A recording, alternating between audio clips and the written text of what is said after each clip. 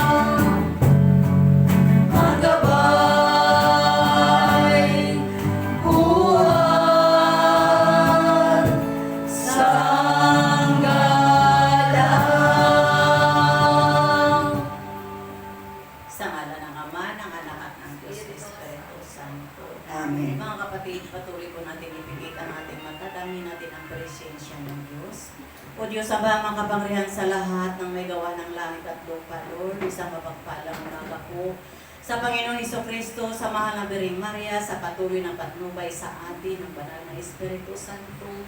Panginoon, tunay nga po, Lord, ikaw ang aming pastor. Ikaw aming gabay at sanggalan sa pang-araw-araw naming pamumuhay, Lord. Marami pong salamat sa lahat ng mapagpapalang biyayang pinagkaloob po sa amin, Panginoon. Sa lahat kami naman naririto, sa lahat, Panginoon, taga-subaybay mo, Panginoon. Pagkalooban mo po sila, Ama, ng pagpapala na ayon sa iyong kalooban, Lord. Marami pong salamat, Panginoon. Panginoon, ikaw po ang makahari sa amin, Panginoon, sapagkat ikaw ang aming tinataas, Lord, hindi ang aming mga sarili. Ikaw po, Ama, nasa gitna namin, Panginoon, sa pagkakataon ito, Lord. Puspusin mo po kami, Ama, ng iyong lakas, ang aming kahinaan, upang ang lahat ng banal na gawain mo, Lord, ito po'y aming magagampanan na aayon sa iyong kalooban, Panginoon. Panginapatin mo, Lord, na ito'y magiging makabuluhan ayon sa iyong kalooban, Panginoon, ang sa aming pagsunod. Sa mga aral mo, Lord, sa iyong mga salita, Ama, Lord, lahat kami naway iyong mabago, Panginoon. Patuloy mo po kami, Ama, pakalinisin, Panginoon. Patuloy mo po, Lord, alisin sa amin ang lahat ng uri ng aming mga kasamahan, Panginoon, na nagpaparumi sa aming katawan, Panginoon. Maging kataasan man ito, Ama, kayabangan, Panginoon. Lord, alisin mo po, Panginoon, sapagkat sa amin lamang, Ama, hindi ito mangyayari, Lord. Ikaw, Ama, ang kalooban mo, Panginoon, ang masusunod, Ama, upang ang lahat na ito, Ama, ay aming lubusang matalikuran, Lord, upang magiging karapat-dapat kami, Ama, sa iyong banal na harapan. Kaya, Ama, marami pong salamat, Lord. Patuloy mo po kami ang magagamitin na ayon sa plano mo, Lord, na bilang manggagawa sa ubasan mo, Panginoon. Marami pong salamat, Lord. Patuloy mo po ang maibubuhos sa amin ang grasya ng kalakasan, Panginoon. Upang sa aming pagsisilbi, Lord, maramdaman namin ang tamis na pagbibigay namin sa aming sarili para sa ikabubuti ng lahat, Panginoon. Patuloy mo po, Lord, pag nanais na magagamit namin ang aming yaman at talento, kung ano mang po, Panginoon, na ipinagkaloob mo sa amin ng karunungan, Lord, upang ito'y aming maipabahagi sa aming mga kapatiran, Lord. Higit sa lahat, yung malayo sa iyong banal na paanan, Panginoon. Patuloy din po namin, Panginoon, na magagamit ang aming oras para sa iyo, Lord, para sa ikilaligayan ng lahat, Panginoon. Kaya marami pong salamat, Lord.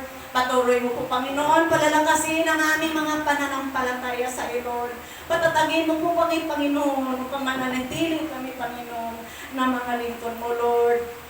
Marami pong salamat, Panginoon, sapagkat lubos po kami, Ama, nagpakumbaba at kumikilala sa iyo. Ikaw ang Diyos ng pag-ibig, Diyos na buhay na aming pinaglilingkuran, Diyos na makapangyarihan sa lahat, Panginoon. Marami pong salamat, Panginoon, sa walang kabutihan mo. Sa kabila ng aming mga kakulangan, Panginoon, na kung minsan nakakalimutan ka namin, Lord, nakasama ka namin sa bawat oras ng aming buhay, Panginoon, nakakagawa kami, Ama, na hindi ka nais-nais sa iyo, Lord. Patawad po, Ama, patawad sa lahat namin nagawa mga pagkakasala, maging sa isip, sa salita at sa gawa, Lord, patawad po. Ang lahat ng ito, Ama, ay hiniling namin sa pangalan ni Jesus, na yung bugtong na anak na ang Panginoon ang tanging tagapagligtas kasama ng Espiritu Santo at sa tulong ng mga pananalangin ng Inang Mahal na Birheng Maria. Marami pong salamat, Panginoon. Ngayon naman po, Lord, aawitan ka namin ng awit na makalangit, sama-sama namin awitin ang Majesty.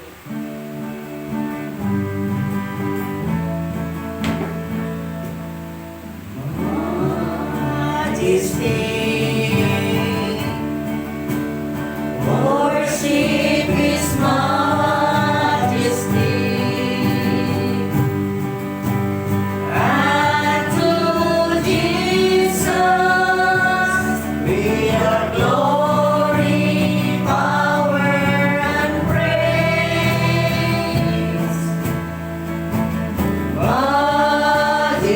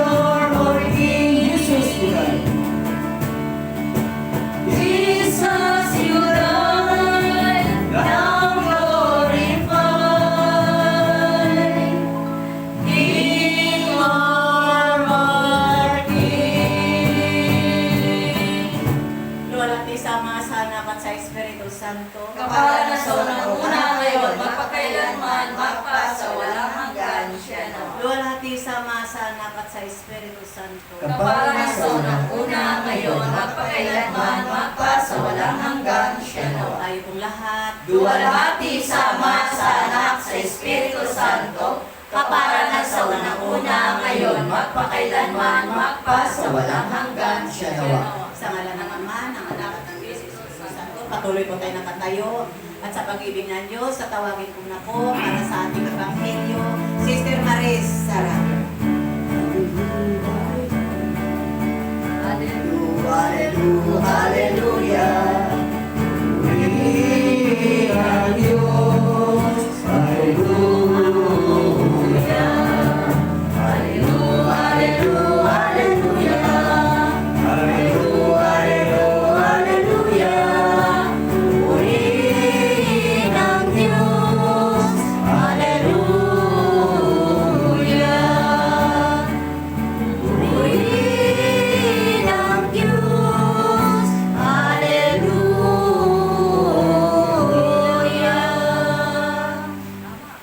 Nawa ang pag-ibig at pagpapala ng Panginoon ay sumating lahat. Amen. Ang mabuting balita ayon sa aklat ni San Mateo. Papuri sa iyo, Panginoon.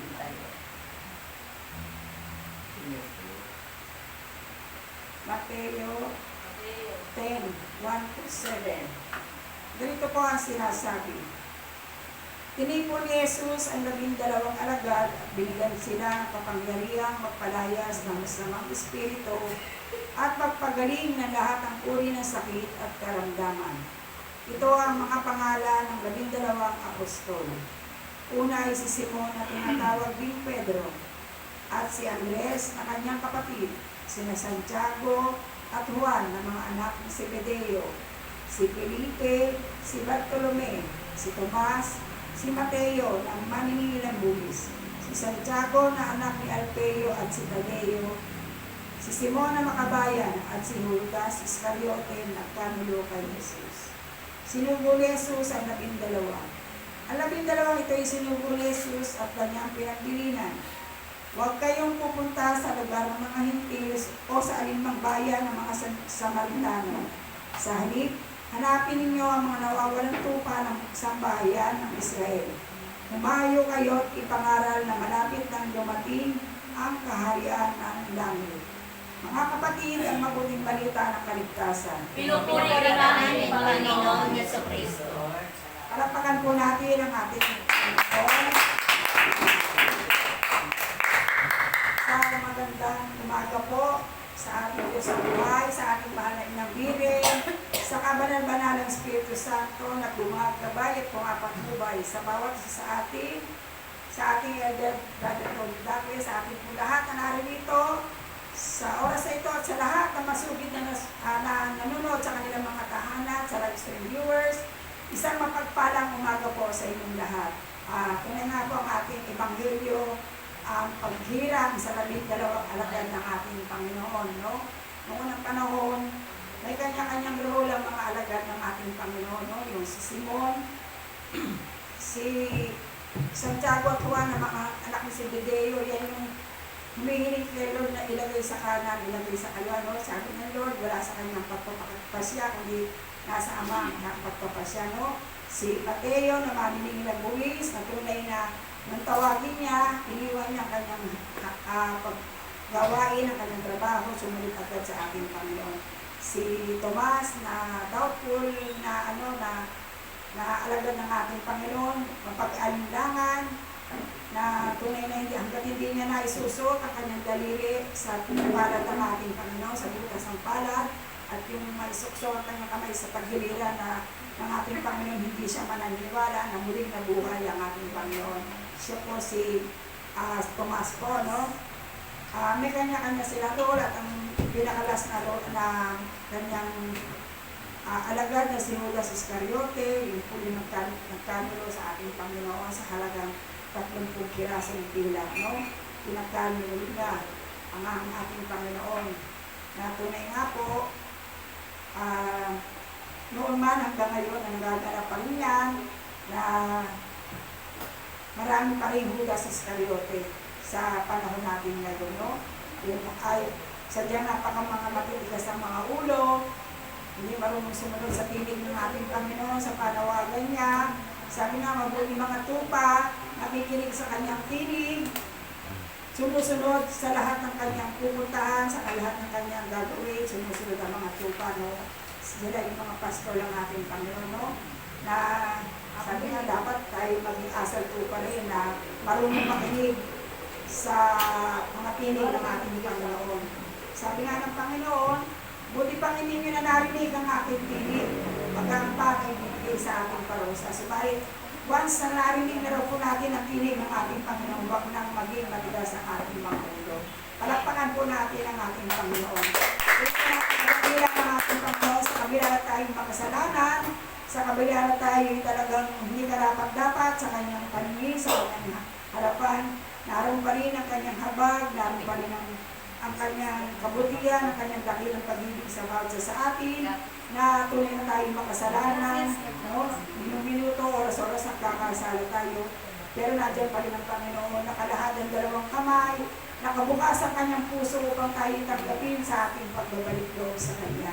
No? Yung tunay po at tapat na sumusunod sa hindi lang basta nakikinig ng kanyang mga tinig, kundi nagsasabuhay ng mga buhay niyang salita. Palakpakan po natin ang ating Panginoon. Amen. Ay buti-buti ng ating Panginoon sa araw-araw na ginawa niya. Tayo kanyang laging pinapaalalahanan, laging niya tayong tinuturuan ng mga dapat gawin kung paano tayo mamumuhay ng kalugod-lugod sa ating Panginoon. Tahakin natin ang landas na kabanalan, no? Kasi wala naman makapapasok sa kaharian ng ating Panginoon kundi ang lamang mga banal, no? Sabi nga ni Lord, no? Sa tunay na buhay, mahirap din talaga magpakabanal.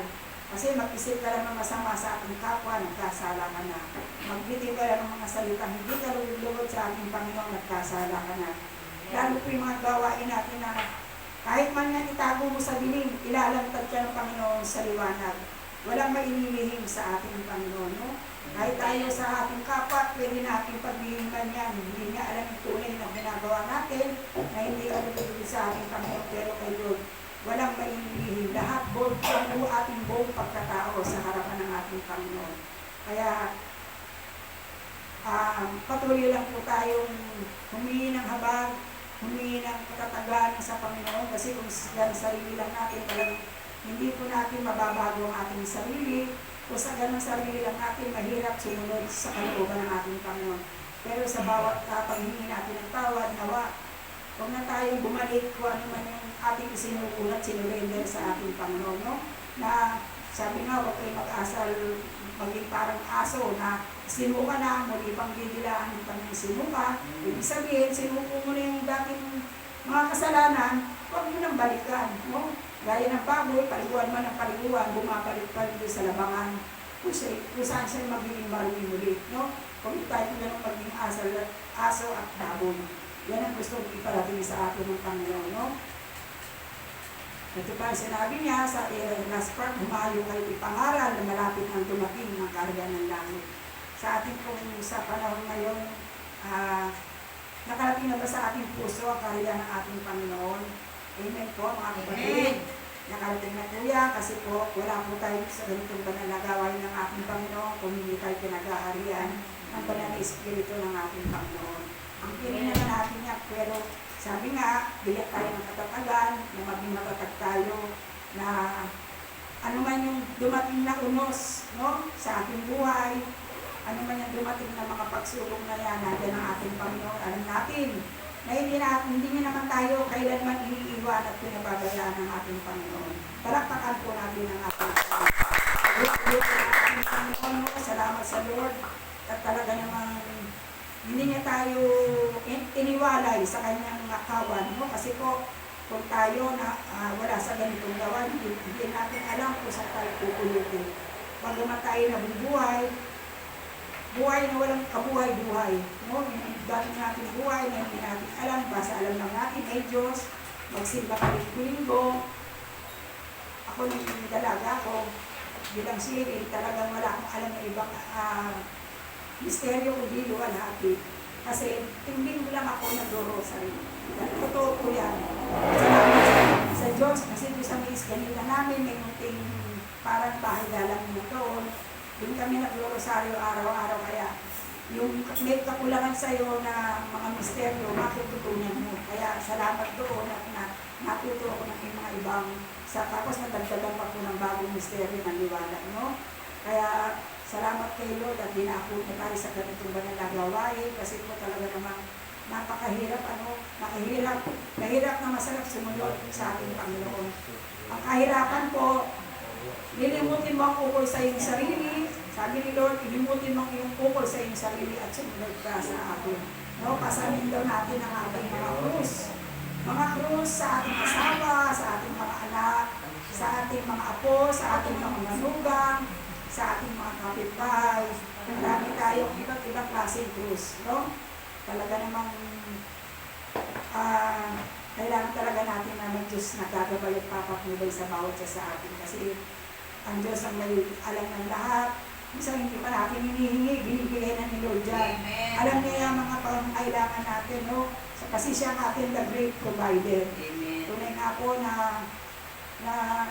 wala man tayong hindi natin iusal sa ating mga bibig. Sabi nga, wag daw natin kasi narinig yung ng kalaban natin na diyan ka pala mahina, diyan kita titirahin.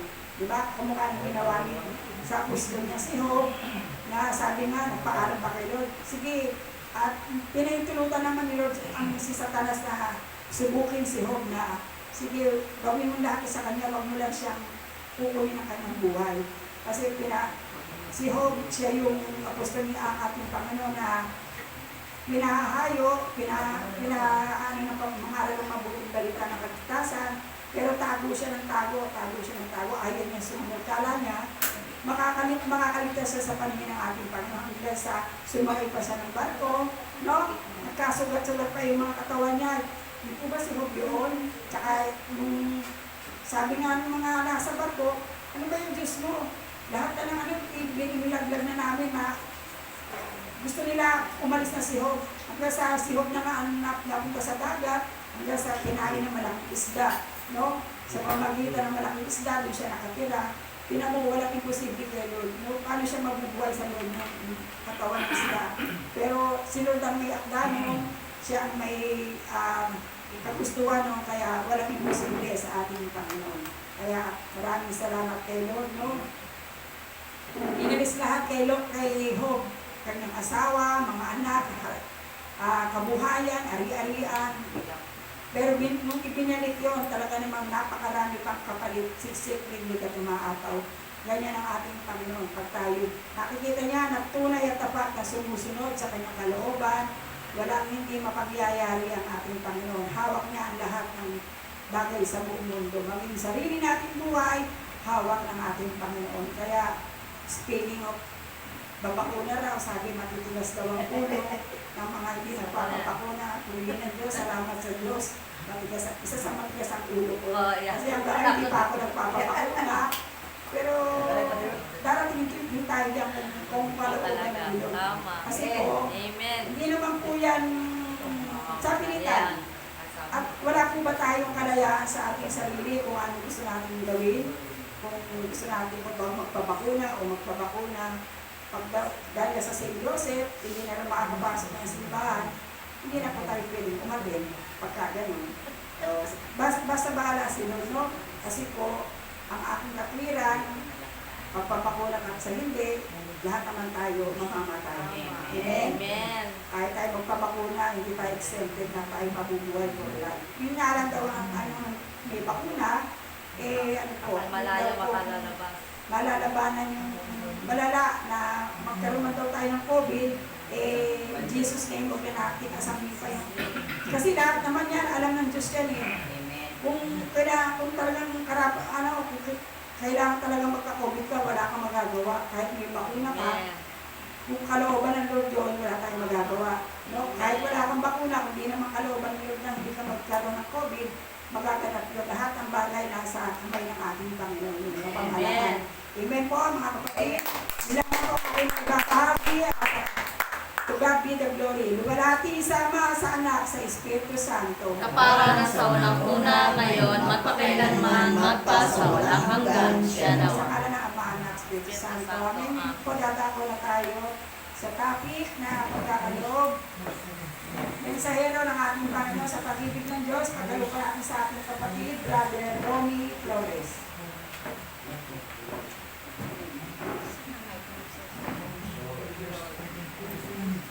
Patuloy po tayo sa mga kapatid, po natin na may offer, my life.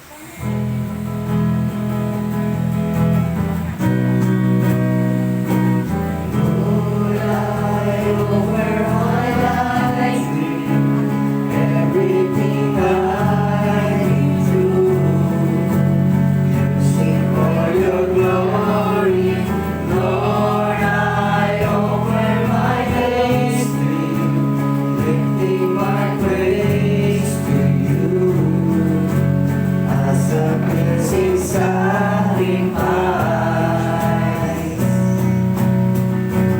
All that I am, all that I have, I lay them down before you alone. All my regrets, all my pain, the joy and the pain, I'm laying in yours. See what past is yet unseen, wishes and dreams that are yet to come true. All of my hopes, all of my plans, my heart and my hands are lifted to you. Lord, I offer my life. Lord, I offer my life to you. Everything I've been through, use it for your glory.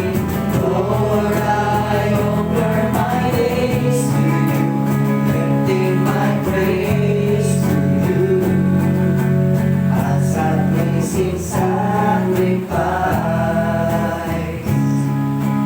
Lord, I offer you my life. Mga kapatid, patuloy po tayo sa dalawang kamay. Hingin po natin sa ating Amang nasa langit ang kanyang kabanal-banalang Espiritu Santo. Awit natin ang Holy Spirit ka.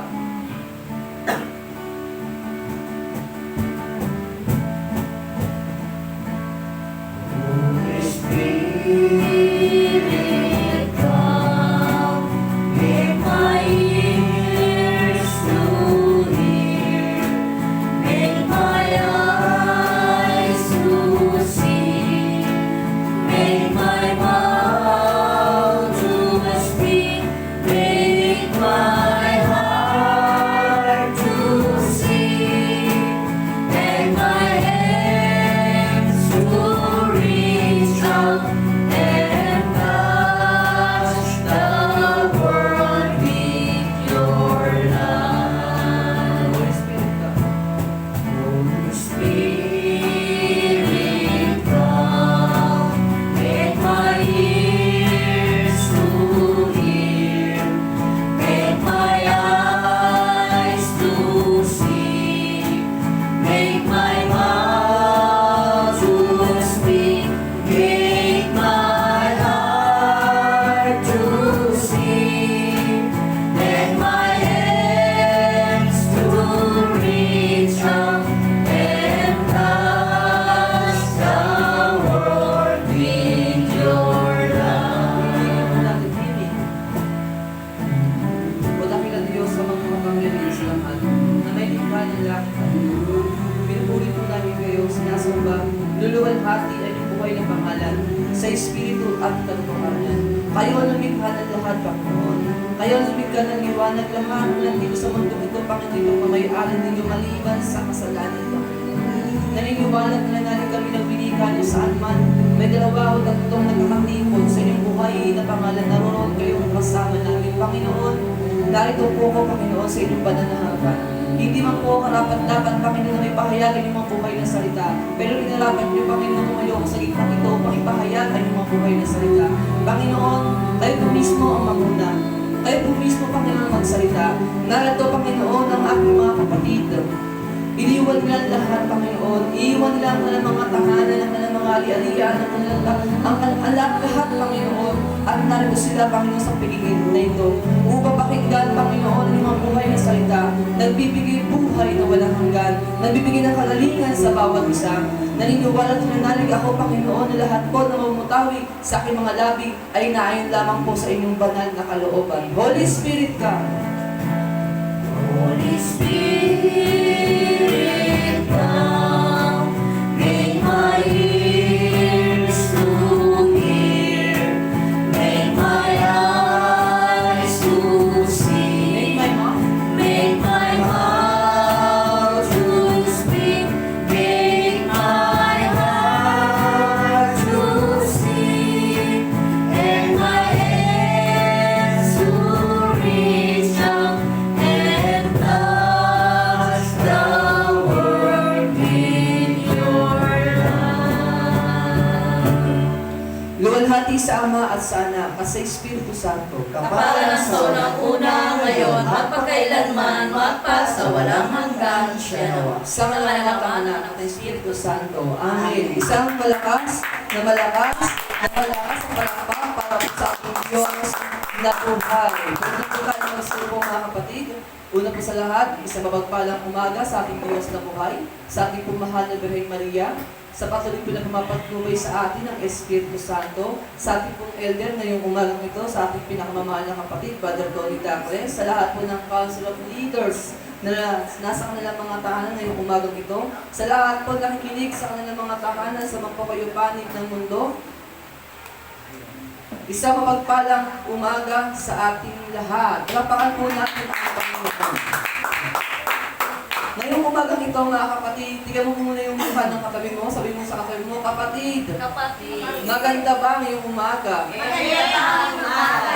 Amen. Lapakan po natin ang Panginoon. Yung mga sa Diyos yung umaga.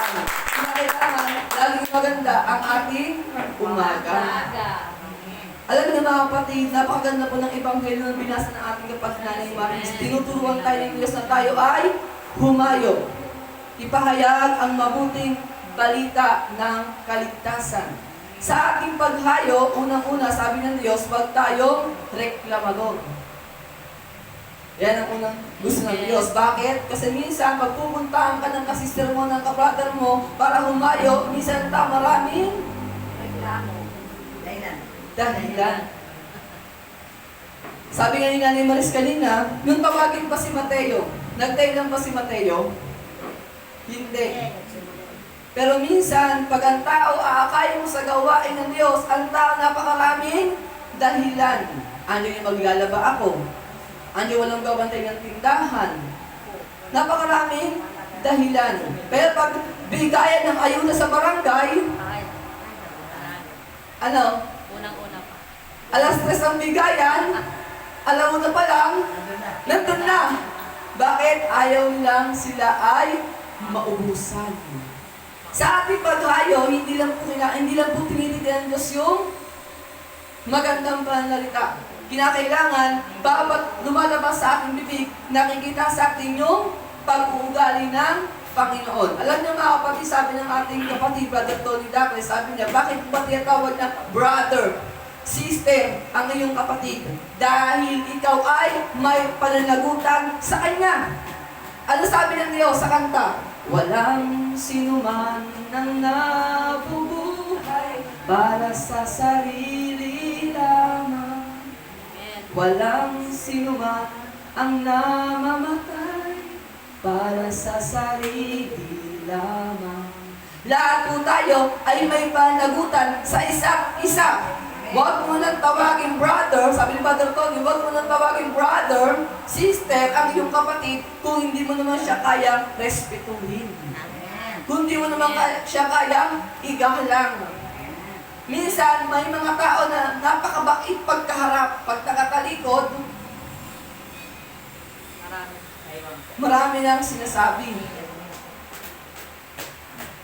Sa araw at oras na ito, ang topic po natin ngayong umagang ito, mga kapatid, sa totoo lang po talaga, hindi po ako handa. Hindi po talaga dapat ako ang magta-topic ngayon. Ano po, mga kapatid? Kaya sabi ko kay Brother Tony, hindi ko po alam kung ano yung topic ko sapagkat yung topic ko nasa bahay.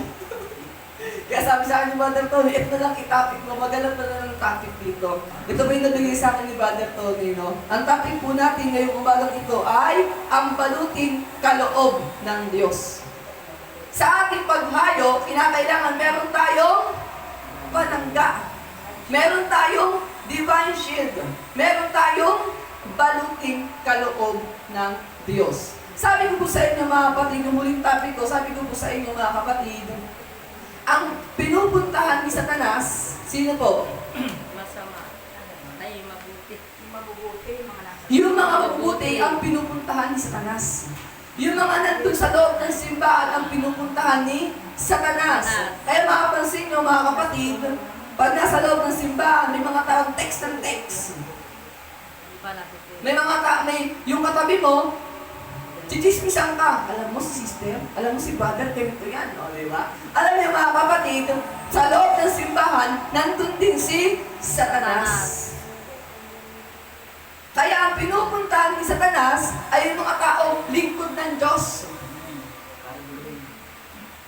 Sabi ko po sa inyo nakaraan, pag-aaway-awayin ni Satanas yung nasa loob ng simbahan. Magtatanim siya ng galit sa iyo para mainis ka dun sa kapwa mo nagsisimba. Kaya di ba sabi ko po sa inyo nakaraan, may mga tao kapwa na nagsisimba, kaaway nila. Bakit? Kasi yun ang pinupuntahan ni Satanas.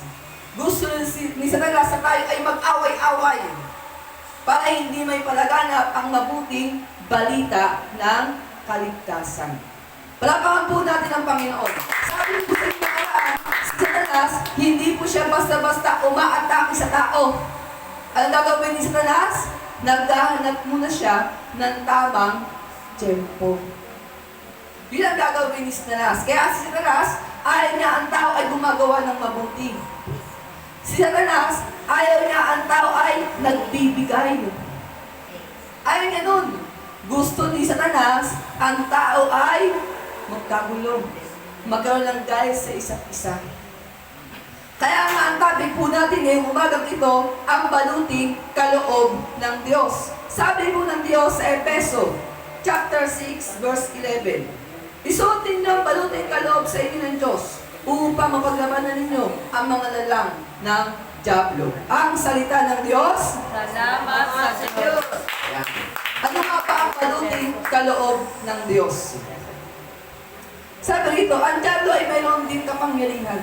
At kung wala tayong baluti, di ba madali tayong malulupig ni Satanas? Ano ang dapat natin gawin upang mapagtagumpayan ang galaw ng kadiliman?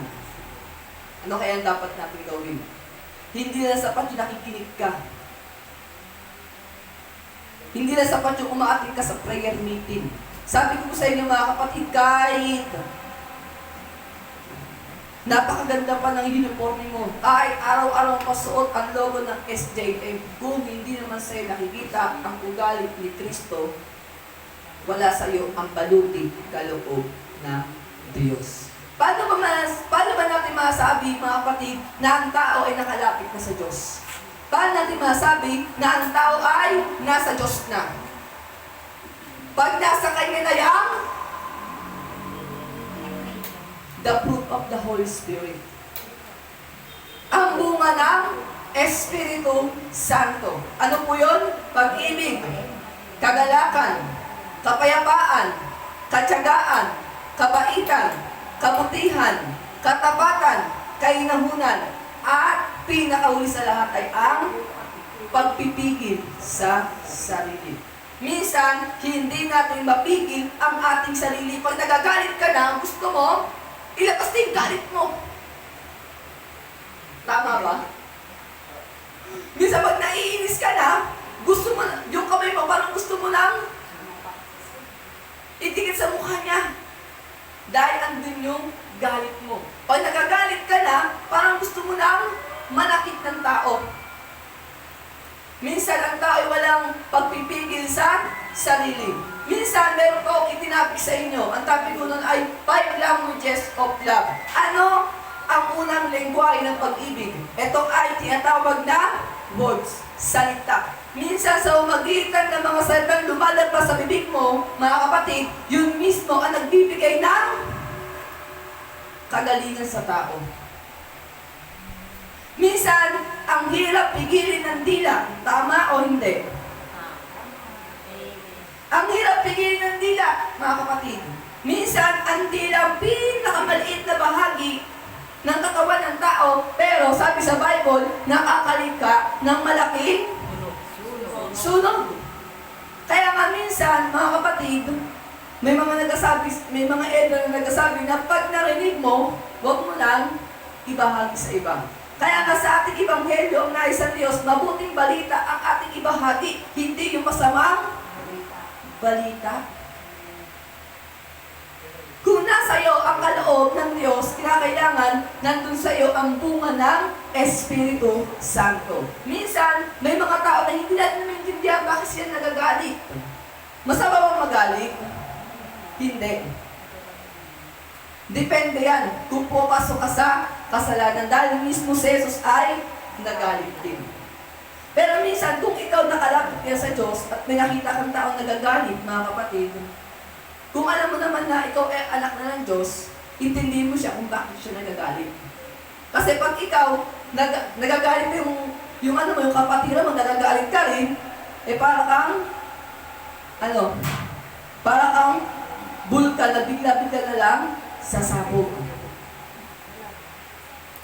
Kailangan nandun yung pagpipigil nyo sa isa't isa. Kung pareho kayong mataas, ano mangyayari?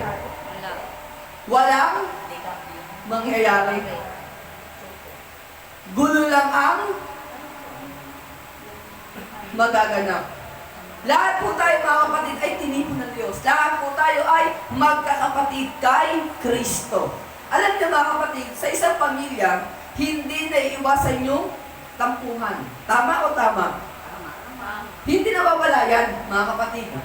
Pero, mga kapatid, kinakailangan, lahat po tayo ay magkaroon ng pagkaunawa sa isa't isa. Ako, halimbawa, ako, bata po ako. Yung iba sa inyo, may mga edad na, mga matanda na po. Ano po? Pero alam niyo, mga kapatid, bilang para sa isang pamilya lang yan. Mga kapatid, para sa isang pamilya lang yan. Pag hindi nasunod, yung gusto ng anak, ano mangyayari? Yung anak ay magtatampo. No? Pero, yung tampo ng anak, hindi matiis ng nanay. Alam niyo, mga kapatid, kinakailangan, pag ang galit kasi, nagsisimula yan sa tampo. Pero pag ikaw, pag lagi mong iniisip yung inis mo sa iyong kapatid, nagiging galit na yan. At pag naging galit na yan, mamumunga na yan. At ang bunga yan, ano? Siraan. Away, siraan. Yan, sabi ko nga po sa inyo, mga kapatid, wag po kayong maging proud po kayo kung tinatawag kayong matanda. Sabi nung iba, grabe ka naman, brother, matanda talaga. Di ba sabi ko po sa inyo nakaraan, mga kapatid, wag po kayong magkait kung tinatawag kayong matanda. Maging proud pa po kayo, dahil ako maputi na ang buhok mo. Totoo yun, bakit po, mga kapatid? Kasi, ibig sabihin ng matanda, may kinatandaan. Marami ng kaalaman. Marami ng karanasan. At ikaw matanda, ang magtuturo sa bata upang sila ay maging mabuting bata. Kaya minsan turuturuan nyo ako, minsan nagkakamali rin po ako. Palapakan po natin ang Panginoon. Yan. Sabi ko na ng Diyos sa 1 John 5:18, sabi rito, alam natin ang mga anak ng Diyos ay hindi nagpapatuloy sa pagkakasala, sapagkat iniingatan sila ni Jesucristo at di maaaring aningin ng Diablo. Ang salita ng Diyos. Salamat sa Diyos. Napakain po natin ang salita ng Diyos. Yan, napakaganda, mga kapatid. Sabi ng Diyos, ang mga anak ng Diyos ay hindi na patuloy sa paggawa ng kasalanan. Kayo po ba, mga kapatid? Sa paglilingkod natin sa Diyos, kayo po ba hindi na nagkakasala? Taas po ang dalawang kamay ng nagkasabing siya hindi na nagkakasala. Yan, ibig sabihin lahat po tayo ay nagkakasala. Pero, iba na po tayo kaysa iba. No? Nung araw, pag nagagalit ka, ano nangyayari? Matagalan. Pang matagalan talaga, panghabang buhay na talaga. Sila mamatay. Hanggang mamatay na.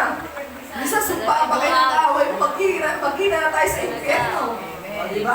Ganyan minsan ang ating mga sinasabi. No? Kasi nung araw, iba tayo eh. Pag nagalit tayo, okay lang kahit na lumabas sa bibig mo, puto kong tsinta. Ngayon, iba na. Pag minumura ka, praise the Lord. O may nagagalit sa'yo, hallelujah! O diba? Nakataas yung dalawang kamay mo, kahit nasabihin ng kapitbahay mo, may king ka na yata, okay lang yun. Kasi yung mga taong pinagkakaman ng sira ulo, yun yung mga taong kalugod-lugod sa harapan ng Diyos. Palabakan po natin ang Panginoon. Alam niyo ba, kapatid, humayo po kami ng linggo sa lugar po namin. Eh ngayon, habang kayo humahayo, yung babae, ay tahimik lang siya. Pero yung pala, tinamaan pala dun sa, sinabi ko, biglang sumagot, at biglang umiiyak talaga. No? Sabi ko kasi ganito, minsan, maraming taong nagsasabi na, kahit brother, kahit hindi naman ako nagsimba, hindi naman ako nakakalimot. Minsan sabi ko sa kanila, mga kapatid, yung hindi mo nga pagsimba, ikaw ay nakalimot na sa Diyos. Bakit? Kasi ang pagpasok sa pintuan ng simbahan ay pagpasok sa pintuan ng langit. Kung hindi ka papasok sa loob ng simbahan, paano ka makakapasok sa langit? Sabi brother, kasi nag-isimba ako, nagkakasala lang ako. Bilhin mo, brother, sabi nung pare, magpatayan kayo, may pag-ibig at pagmamahalan, pagtingin ko sa kaliwa, nandun yung may utang sa akin. Alam niyo mga kapatid, sabi ko sa kanya ganito, alam niyo po sister, kaya po kayo pinagtagpo ng Diyos sa loob ng simbahan para kayo ay pag-ayusin. Para kayo ay pagbatiin ng Diyos. Dahil lahat tayo ay magkakapatid kay Kristo. Sabi nga sa kanta, ang magkaaway, ipagbati, gumitna ka at huwag kumampi. Huwag kang kakampi, gumitna ka lang. Wala kang kakampihan. Yun ang mga tunay na anak ng Diyos. Lahat po tayo ay magkakapatid kay Kristo. Kinakailangan lahat po tayo ay magkaroon ng pagkakaisa. Patuloy tayo magmahalan. Hindi nawawala yung tampuhan. Okay lang yan mga kapatid. Sapagkat gusto ng Diyos mga kapatid, yung tampo na yan ay mawala kagad sa ating puso. Ako inaamin ko, minsan nagkatampo din ako. Pero hindi ko hinahayaan na ako ay magkaroon ng galit. Dahil pag nagkaroon ka ng galit, kung ano man ang laman ng puso mo, yun ang lalabas sa bibig mo. Tama po o tama? Palapakan po natin ang Panginoon. Sabi ng Diyos, sa Efeso 1 verse 3, magpasalamat tayo sa Diyos at sa Ama ng ating Panginoong Jesucristo. Pinakalooban niya tayo ng lahat ng pagpapalang espiritual dahil sa ating pakikipag-isa kay Kristo. Ang salita ng Diyos. Amen. Salamat sa Diyos. Yan, magpasalamat tayo sa Diyos. Sabi ng Diyos, sa ating binasa, pinagkalooban niya tayo ng lahat ng pagpapalang espiritual dahil sa ating pakikipag-isa kay Kristo. Ano sabi sa Minsan narinig ko sa ating elder kay Brother Toy, sabi niya, ang nakipag-isa kay Kristo ay isa ng bagong nilalang. Wala na lumang pagkatao niya, siya ay bago na. Malalaman mo lang mga kapatid na nasa inang baluting kaloob ng Diyos pag meron kang transformation. Pag meron ka ng pagbabago. Ang hirap magbago mga kapatid. Madali ba o mahirap? Mahirap. Hindi po ulit umating ka sa gawain ito. Pagdapas mo ng gawain ito, nagbago ka na. Nawala na yung pagiging chismosa mo. Hindi ganun. Hindi ganun kadali yun mga kapatid. Mahirap magbago. Unti-unti tayong babaguhin ng ating Panginoon. Ang nais ng Diyos mga kapatid sa paglilingkod mo sa ating Panginoon, maging pagpapala ka sa iba. Sabi ng Diyos, siya ang puno, tayo ang mga sanga. Ang sanga, kinakailangan ay mamunga ng mamunga. At pag namunga ang sanga, ano mangyayari? Yung bunga na yon, kinakailangan ibahagi natin sa iba. At yung bunga na gusto ng Diyos, mga kapatid, yun po yung bunga dapat ibahagi natin. Pag kumakain po tayo, ano ba ang ibinabahagi natin? Salita ng Diyos. Kaya nga minsan, sinasabi ng ating kapatid, Brother Tony, mga elder, mga kapatid, pagtatayo ka dito, kinakailangan, huwag ka magsasalita ng may hinanakit ka. May galit ka. Bakit? Yun ang lalabas sa bibig mo. Sabi nga ni Nanay Josie, kung ano yung laman ng puso mo, yun yung lalabas sa bibig mo. Tanong, magsisilbi ka ba pagpapala sa iba? Magkakaroon pa sila ng bunga? Baka sabihin na nakikinig sa'yo, sino ba yung nagsasalita para kang hindi makamove on? Di natin siya makamove on sa galit niya, o diba? Ang napapahiya, hindi lang po yung nagsasalita, pati rin yung ating community. Kaya nga sabing community, kinakailangan unity. Meron po tayong pagkakaisa. Kaya pag alam mo may galit ka, may nanakit ka, huwag ka munang tumayo, magpalipas ka muna. Mga kapatid, kaya pag gano'n ang ginawa mo, tunay kang lingkod ng Panginoon. Hindi mo na kinakailangan pagsabihan ka. Tama o tama? Totoo yun. Hindi na kinakailangan pagsabihan ka. Ikaw na mismo ang tumutuwid sa iyong sarili. Yan ang mga taong lingkod ng Panginoon. Yan yung mga taong talagang naglilingkod ng tapat sa ating Panginoon. Palapakan po natin ang Diyos na buhay. Yan. Buksan po natin ang ating Biblia sa Galatia, chapter 3, verse 3 to 5. Sabi po nito, napakahangal ninyo. Nagsimula kayo sa Espiritu, at ngayon, nagwawakas sa laman. Wala na bang halaga sa inyo ang naging karanasan ninyo? Marami naman ay mayroon. Bakit ba ipinagkaloob sa inyo ng Diyos ang Espiritu? Bakit ba siya gumagawa ng himala? Dahil ba sa inyong mga gawa ayon sa kautusan o dahil sa inyong paniniwala sa mabuting balita? Ang salita ng Diyos. Palakpakan po natin ang salita ng Diyos. Minsan, mga kapatid, sabi ng Diyos sa ating binasa, napakahangal ninyo. Nagsimula kayo sa Espiritu at ngayon, nagwawakas sa laman. Minsan, mga kapatid, may tiyatapik nila si Brother Tono yung kasalanang walang kapatawaran. Minsan, pinapangaral niya sa atin na pag nandito ka na, huwag ka nang lumingon sa dati mong pinanggalingan. Sabi naman niya ni Maris kanina, huwag tayong makasal-aso. Na pag kinain na minsan, ay pag niluwa na, kinakain pa. Pag narito ka na sa gawain ng Diyos, sabi nga ng Diyos, walang iwanan.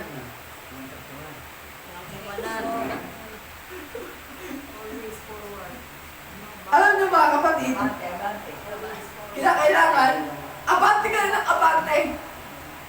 Totoo yan. Alam niyo mga kapatid, sa ating paglilingkod sa Diyos, walang problema. Lahat po tayo ay may problema. Minsan, sari-sari problema ang ating sa problema sa pamilya mo, problema mo sa mga anak mo, problema dun sa mga nakakaharap mo. Pero pinasabi nga ng Diyos, huwag kang tumingin dyan. Bakit ang Diyos? Tumingin ba sa mga taong nalakit sa Kanya? Hindi. Alam niyo mga kapatid, sino yung mga taong nalakit kay Kristo? Yung mga taong nasa loob ng simbahan. Mga sinagoga, mga pariseyo, mga eskriba. Alam niyo yung ginawa sa ating Panginoon? Binatukan ng Panginoon. Ano sabi sa Kanya? Hulaan mo sino bumatok sa iyo. Kayo, naranasan niyo ba na kayo ibatukan? Hindi pa. Pinutukan siya ng tinik. Pinagpasan siya ng krus. Pwede naman gawin ng Panginoon na paulalan siya ng apoy pero hindi ginawa ng Panginoon. Ano namutawi sa bibig ng Panginoon habang siya nakabayubay sa krus? Ama ko, patawarin mo sila sapagkat hindi nila nalalaman ang kanilang ginagawa. Ang nais ng Panginoon, mga kapatid, sa ating paglilingkod sa Diyos. Lahat tayo may problemang naranasan, kahit ako may problema din po ako. Pero ang nais lamang ng Panginoon, mga kapatid, patuloy po tayo magpakatatag. Mahirap maglingkod sa Diyos, totoo yan. Dahil kung si Jesus, inusig din ng Panginoon, lahat tayo uusigin din. Kung si Jesus, ang sabi sa kanya ng mga Pariseo at mga Eskriba, kaya alam nakapagpapalaya sa masamang espiritu dahil ang kapangyarihan ay nanggaling sa demonyo. Di ba napakasakit? Mismo kapwa, mismo yung mga taong inakala niyang pwedeng kumampi sa kanya pero hindi siya kinampihan. Ano pa ginawa sa aking Panginoon? Hindi siya tinanggap sa kanya sariling bayan. Bayan na mismo ng Panginoon niya. Hindi pa siya tinanggap. Ano sabi sa kanya? Anak ka lang ng karpintero. Nanuya pa. Minsan, mahirap maglingkod sa Panginoon.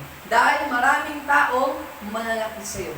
Maraming taong maninira sa'yo. Pero sa kabila ng lahat na naranasan mo na yan, kapatid, ang nais ng Panginoon, tumingin ka sa Diyos. Tignan mo ang Panginoon, nakapayubay sa ibabaw ng krus. Napakaraming sugat, pero ang Panginoon nagpakatatag. At yun din ang nais ng Panginoon. Sa paglilingkod natin sa Diyos, tayo po ay magpakatatag.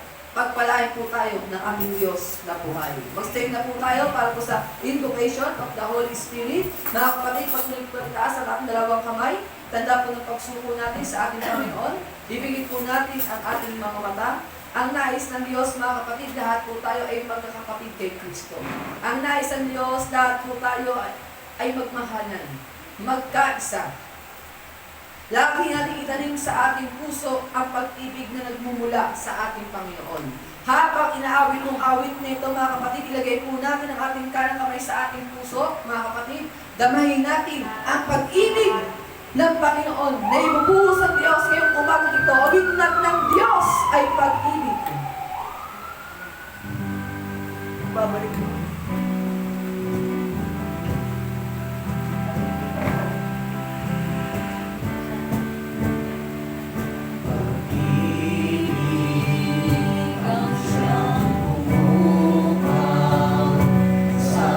Buhay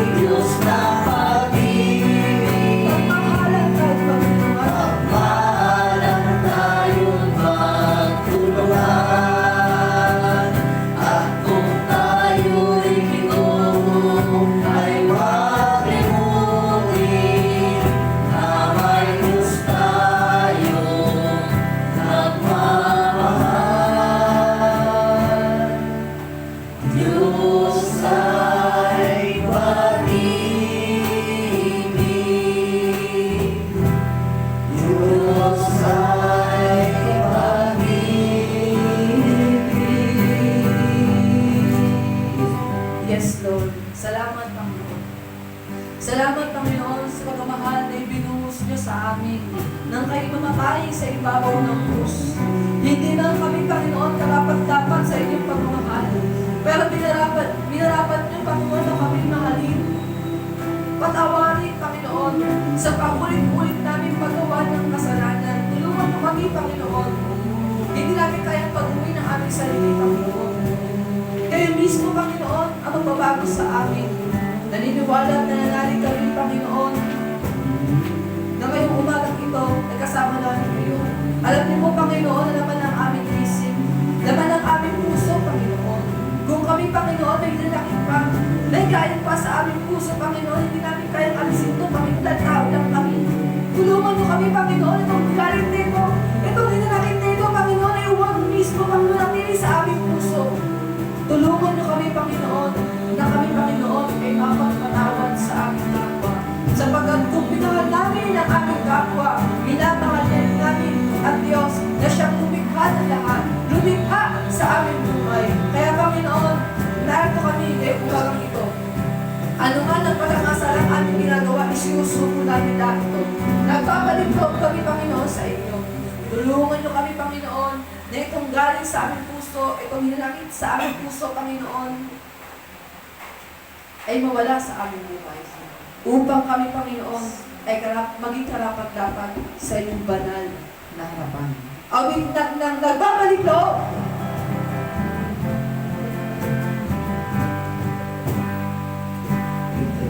Lang nawala, ang apoy ay nanghina. Tinig ng pag-ibig at ng langis. Bilis ng panahon, ang pangako'y nalimutan. Puso na ilalay ay pinawi ng muli. Nagbabalik loob ako sa'yo. Pagpapatawad mo'y aking Linisin mo. linisin mo, hugasan mo, palitan ang aking puso.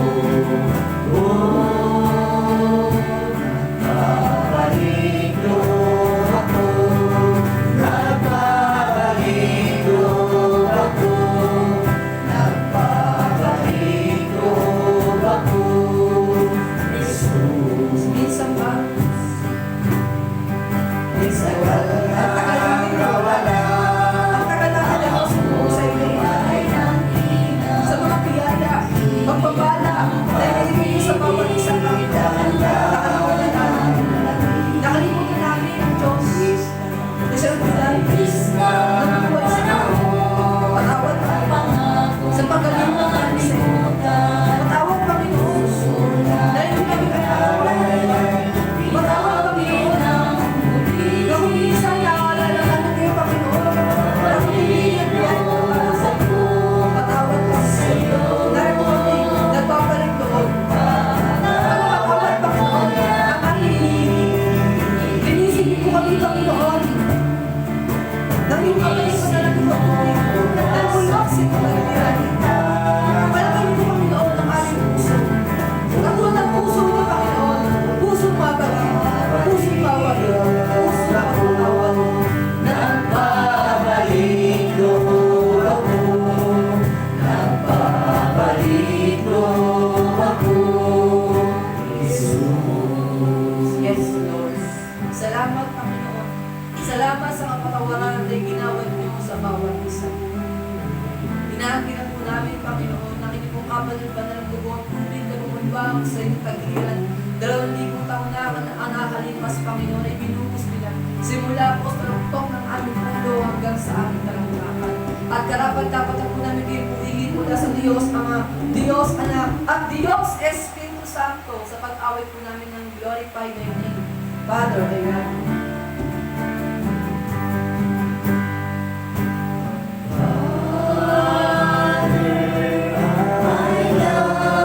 I praise you. I praise you, I adore you. I adore you. Glorify thy name. Glorify thy name.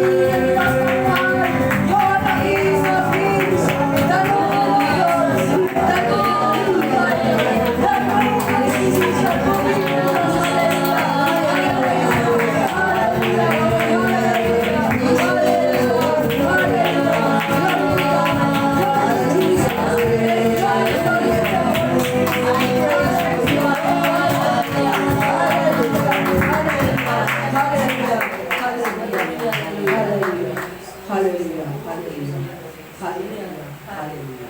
Come, Holy Spirit, I need you.